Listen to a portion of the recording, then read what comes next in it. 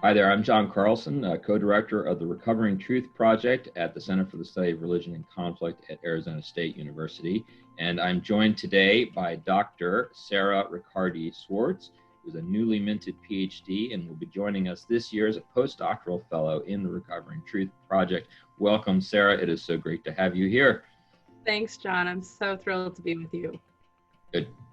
So what I want to do today is talk a little bit about your work, your dissertation, your scholarship, and how it relates to the Recovering Truth Project. So why don't you tell us a little bit about the dissertation you just completed and what that tells us or helps us to think about once we talk about the complex nature of discovering truth in multiple perspectives.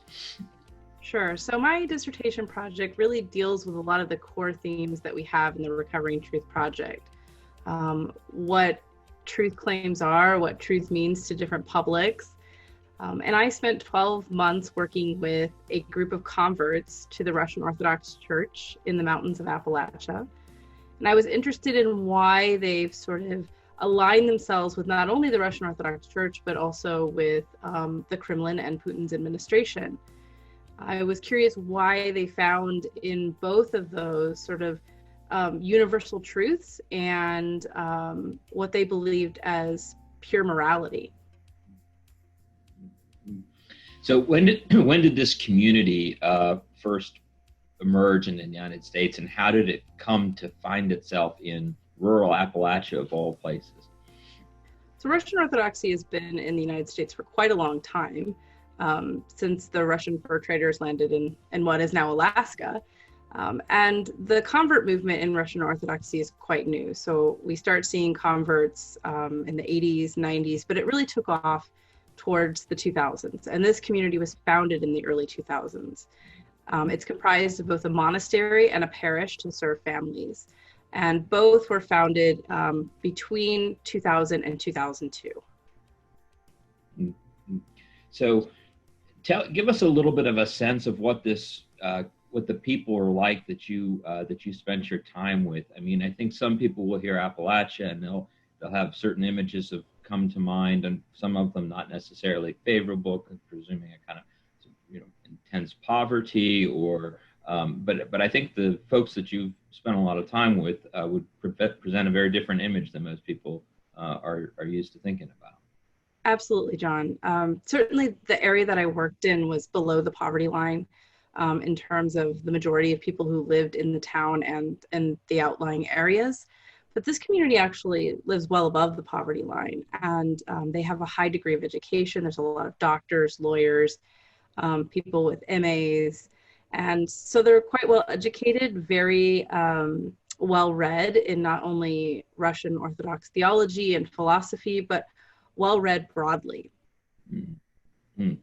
So the folks who are holding views that would be very much different or at odds with a lot of American views, it's not simply attributable to ignorance or lack of education. How do you explain that then? Well, I think most of them have explain that they've done deep research into the history of Christianity, and they see in the Russian Orthodox Church a sort of stalwart faith that could withstand communism, could withstand the USSR, at least in its apparatuses abroad, so its satellite churches abroad in the US. And they have come to realize over the course of what they call their spiritual journeys, that the Russian Orthodox Church holds the most valuable forms of morality for them. And so they find in the church a safe space for their political ideologies and their spiritual salvation.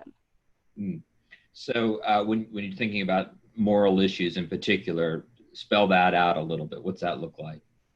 So I would consider this group far right. I won't call them alt-right because I think that's an umbrella we often lump too many groups under, and we don't really fully understand it or articulate it well enough.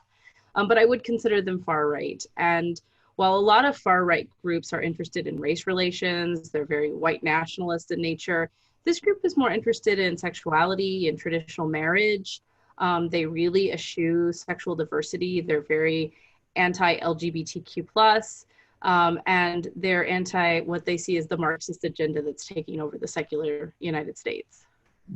And the Marxist agenda that's taking over the United States is evident in the liberal left wing of our political spectrum, the media, Hollywood, cultural and powerful institutions of higher education. Yeah, absolutely. You're spot on, John. They really see that agenda as being spread through Western media world. So newspaper, social media, 24-hour news channels such as CNN. So they're focused on consuming news and media that's coming out of Russia, and that's specifically coming out of state-sponsored channels. Yeah. And there's some really interesting similarities, it seems to me, with what you're describing with this community. And remind us, what's the name of the community that you spent time in? This is the Russian Orthodox community, so their formal name is the Russian Orthodox Church outside of Russia, and they go by the acronym ROCOR. Yeah. Okay. So the difference between them and, say,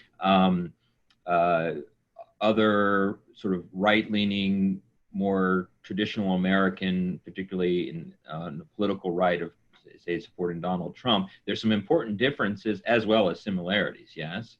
Right. We consider the majority of Christians, far-right Christians who support Donald Trump, to be Christian nationalists, right? And I would also consider these believers to be Christian nationalists, but with their nationalism tied to Russia, not the United States. And interestingly enough, John, most of them did not vote for Trump. And if they did so, it was only because he wasn't Hillary. Uh-huh. That's fascinating. That's fascinating. Now, how much time did you spend in this community? I spent 12 months there. I also was there the year prior filming a documentary about the production of icons. And I went back after my year and spent approximately a week with the community. They're on a different calendar. They're on an old calendar. So they celebrate Christmas or Nativity on January 7th. So I went back and spent Christmas with them. Very nice. Very nice. And so what was that like? I mean, you don't have to go into a full profile of your own personal views on things, but my sense is generally that their views were very different than the kinds of views that you're encountering in day-to-day life at in New York City or maybe any major university around the country these days. Yeah. Right. Yes, absolutely. I focused, much like traditional anthropologists who study ideological communities, I focused on listening. And there were often times where I just sort of had to bite my tongue and really listen and think, I'm here to hear what they have to say. I don't agree with them, but in some respects, we can find common ground if we just learn to listen to each other. That's great. So I'm curious, as an anthropologist, where does theology fit into this framework, this study, this your own approach to the issues that you're looking at here?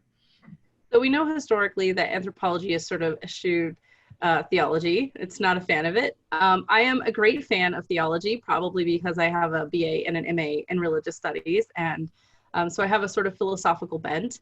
And this community that I've worked with is really theologically based. They practice a living theology. Theology permeates every aspect of their lives. And so in order to understand this community, I had to be well-versed in their theology. And I think it's the work of translation to understand the theology of a community. And that's so important. And if I, as an anthropologist, am not reading the theology of the group I'm working with, then I'm missing a key component. Yeah, wow, that's fascinating. So we often hear within the field of religious studies the importance of lived religion. You're talking about the importance of lived theology in a way for understanding the religious lives. Yeah. Absolutely. So I'd like to close by asking you to kind of zoom out a little bit from this, very focused study of this particular community, and ask you, in some ways that's a kind of a microcosm of just, you and that community having such incredible different views of the nature of reality, theologically, politically, socially, in so many different ways. What does that experience look like as an anthropologist, and are there any kind of insights that or lessons we can draw from that as we think about how divided we are over some very, very fundamental things, even in this country. It's very difficult to have conversations with communities that have far different realities than we do, right? We all sort of live in these bubbles and these echo chambers where we talk to people who have the same kind of value systems that we do. And the way to really bridge that gap, to step out of our bubble, is to start having a conversation, which sounds incredibly simple, but is incredibly difficult, right? I'm sure you know this, John. And it starts with asking very simple questions. So, of course, as I mentioned, the people that I work with are very anti-LGBTQ+. So I would start with asking them, do you know a queer person? Do you have a queer person in your family? Have you ever talked to someone who's gay? And those simple questions allow them to think, to reflect on their own life and experiences. And it's when we start thinking about how we live in the world and how we have settled into being in the world that we can start to have a dialogue with each other about our experiences. Great. Wow, really fascinating, Sarah. We can't wait to have you out here and as we get this project going this fall. Thank you so much for joining us today. Thank you so much, John.